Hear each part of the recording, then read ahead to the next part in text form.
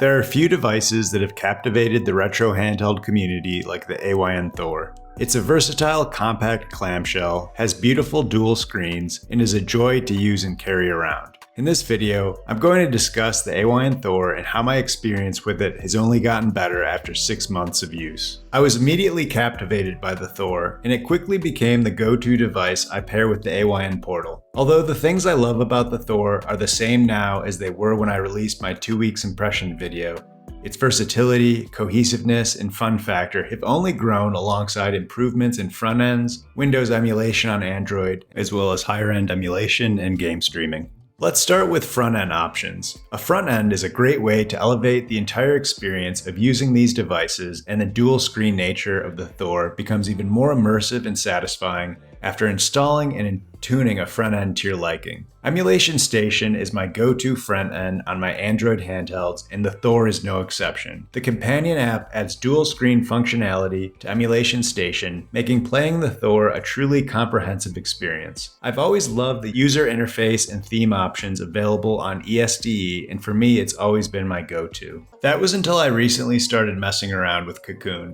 I just love the look of the front end, it's intuitive, and there are a lot of customization options.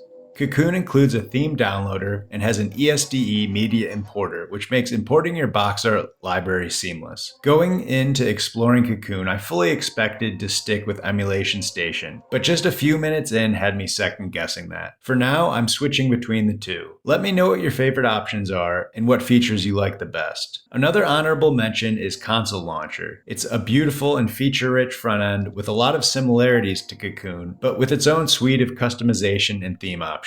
Overall, the dual screens on the Thor have never looked better. Apps like GameNative and GameHub allow native PC emulation on Android devices like the Thor. Shortly after the Thor launch, I experimented with GameHub and GameHub Lite, and I was really excited at the ability to play my Steam indie games on these smaller devices. While the Steam Deck is amazing, there's nothing like playing a bona fide PC game on a little compact clamshell like the Thor. Fast forward a few months, and there have been great increases in both game compatibility and performance in both GameNative and GameHub. It's not just indie games either. I had success with BioShock Remastered, Metro Redux, and even Dark Souls 2. This continues to be one of the most exciting avenues for a powerful Android handheld like the Thor. Switch emulation is a topic that many people looking to buy a device like the Thor have probably considered. My first powerful Android-based retro handheld was the Odin 2. It was somewhat revolutionary in the space at the time, and it still is. If Switch emulation and compatible drivers for the Snapdragon 8 Gen 2 improve, most games could be played on the Odin 2, even the base model with 8GB of RAM. And those improvements have continued. Fast forward to today, with many games being entirely playable. Another awesome use of the Thor is for PC game streaming. My go-to device for open-world games is the Odin 2 Portal, but testing these games on the Thor has shown that, although some of the UI elements might look small, AAA games like Red Dead Redemption and Crimson Desert look amazing on that OLED screen. I tend to stick to lightweight and indie games on the Thor, but the ability to use guides on the bottom screen while playing these complex open-world games is really cool. While I don't often use these devices for Android gaming, it is nice having that second screen to multitask. For example, in Hearthstone Battlegrounds, a chunk of the games are spent idle, so a great use of that second screen is to watch a video, listen to a podcast, or have a guide up.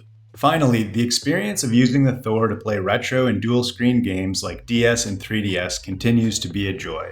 I didn't play too much of those systems back in the day, but the Thor offers the ability to experience those older titles on a modern device.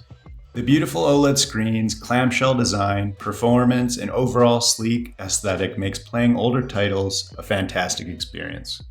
At launch, the Thor was a standout handheld due to its clamshell design and portability. It has a sleek aesthetic and beautiful dual OLED displays. It's versatile, allows for multitasking, and has an unmistakable fun factor. Continued improvements in front-end options, PC emulation on Android, and higher-end emulation make the Thor one of the best gaming handhelds available. I spent this video talking about what I like about the Thor, and that's because I genuinely love the device. However, there are a few things that I think are the biggest downsides to it. The first being ergonomics. The truth is that they just aren't great, and that's partly due to the blocky design as well as the right stick placement. The grip really helps a lot in this regard, and I would highly recommend it. Next, the screen at 6 inches is around a third smaller than the screen on the Portal. That size really does make a difference for higher-end emulation in PC gaming. So if this is going to be your main handheld, think about what types of games and uses you'll be using it for the most.